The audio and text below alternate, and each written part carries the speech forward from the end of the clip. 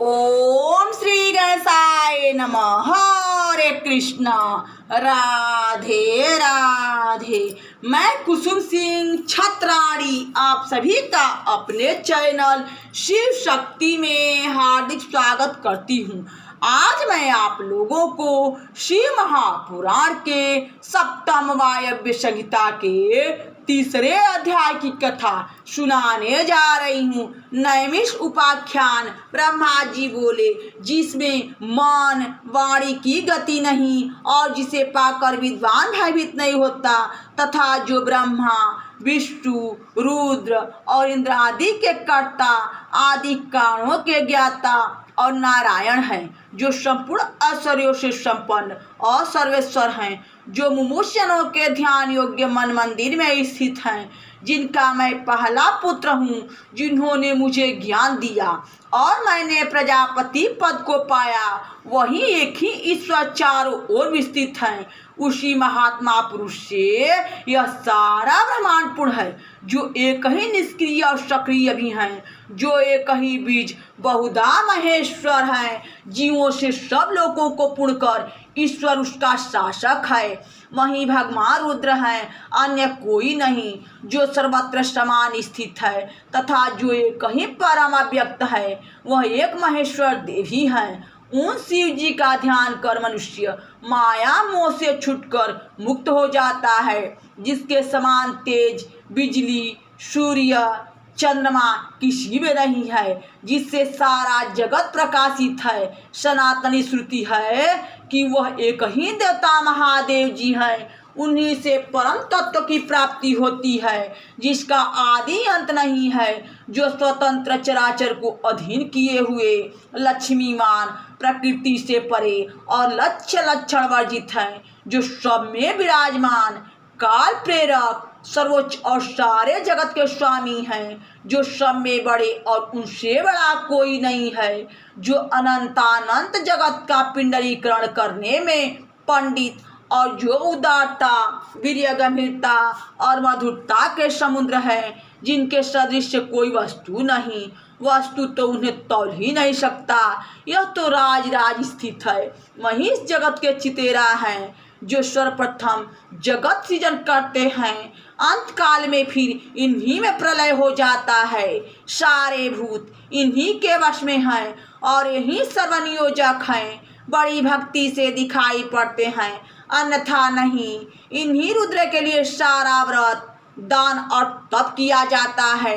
प्राचीन महात्माओं के सारे नियम इन्हीं ईश्वर के ध्यान के लिए कहे गए हैं। सुरासुरों सहित श्री विष्णु जी भी जिसके दर्शनों की चाह करते हैं, जिसे पतित मूर्ख जन और कुछ से जन नहीं देख सकते, परंतु जिसे भीतर बाहर से पूजन कर उनसे संभाषण करते हैं, जो स्थूल सूक्ष्म उससे भी परम है, तथा जिसे योगी जन सूक्ष्म रूप से देखते हैं, इसके भी परे जो ज्ञात आनंद और अव्यय है, उसके संबंध में अधिक क्या कहें। शिव में भक्ति करना ही योग्य है। निसंदेह वे सब बंधनों को छुड़ाने वाले हैं। उस देव के प्रसाद से ही भक्ति संभव है।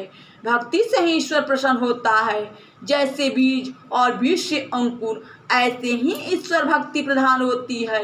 इनकी अनेक साधना है, उन साधनों से इनकी सिद्धि हो जाती है। इसे वेद धर्म ने दिखा दिया है। उसके अभ्यास से यदि पूर्वजन्म का पुण्य पाप समान होता है, तो उससे अवश्य यही प्रसाद की प्राप्ति होती है, और धर्म अधिक होता है तो प्राणी का पाप क्षय हो जाता है। इस प्रकार जब क्रमशः बहुत से जन्मों के पाप क्षीण हो जाते हैं, तो शाम सर्वेश्वर की भक्ति प्राप्त होती है। उनको गुणों के भाव से भी प्रसाद की प्राप्ति होती है। फिर प्रसाद प्राप्त कर शिव धर्म तत्पर होवी। वह गुरु सहित और गुरु के बिना दो प्रकार का है। गुरु न करने वाले से गुरु किया हुआ 100 गुना अधिक है, क्योंकि वह गुरु की आज्ञा से शिव धर्म तत्पर है। वह शिव ज्ञान युक्त है, उसे ज्ञान की प्राप्ति हुई रहती है। उसे संसार में दोष दिखाई पड़ता है।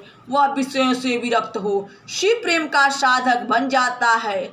उसे ध्यान और कर्म का ज्ञान हो, योग की प्राप्ति हो जाती है। योग से परे भक्ति है, तनंदर प्रसन्नता, प्रसन्नता से मुक्त शिव स्वरूप है। यह मैंने अनुग्रह का प्रकार कहा।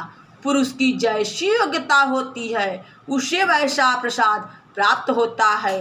कोई गर्भ में स्थित हो, कोई जन्म लेकर, कोई बालक, कोई तरुण और कोई वृद्ध होकर मुक्त होता है।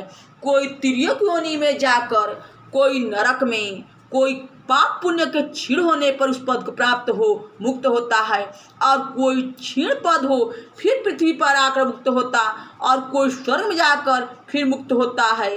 अनेक प्रकार से मनुष्य की मुक्ति होती है। ज्ञान और भाव के अनुरूप शिव जी के प्रसाद से अत्यंत आनंद होता है। अतः सर्वतोभावेन शिव निष्ठा से ही मंगल और कल्याण की प्राप्ति होती है। हे मुनियों, इसके लिए आप सब दिव्य 1000 वर्ष के एक दीर्घ यज्ञ का अनुष्ठान कर परम पवित्र पुण्यदायक वाराणसीपुरी में जाइए। वहाँ देवी सहित पिनाकधारी विश्वेश भक्तों पर अनुग्रह करने के लिए भी हटते रहते हैं। वहाँ जाकर आश्चर्य देख मेरे पास आइए, फिर मैं आपसे मोक्षोपाय कहूँगा, जिससे कहीं जन्म मुक्ति हमारे हाथों में स्थित हो जाएगी। और मैं अपना मनोमय चक्र छोड़ता हूँ, जहाँ इसकी नेमी टूटे वहीं देश तप करने योग्य जानिएगा। ऐसा कह महादेव जी को प्रणाम कर ब्रह्मा जी ने अपना वह चक्र छोड़ा।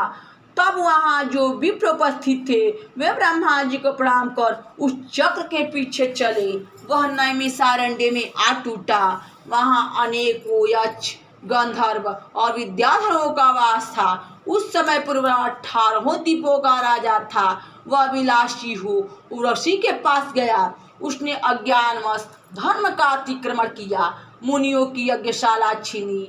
इस पर एक मुनि ने क्रोध कर वज्र के समान उस निर्घात कर दिया।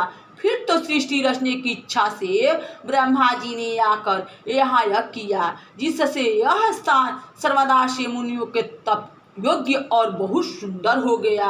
यहाँ शिव महापुराण के सप्तम वायव्य संहिता के 3 अध्याय की कथा समाप्त हुई।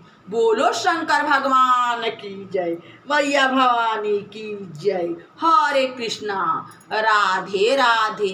भक्तजनों, यह भोलेनाथ की कथा है। कम से कम आप लोग कमेंट बॉक्स में हर हर महादेव तो लिखा कीजिए, जिससे भोलेनाथ की कृपा आप सभी पर सदैव बनी रहे।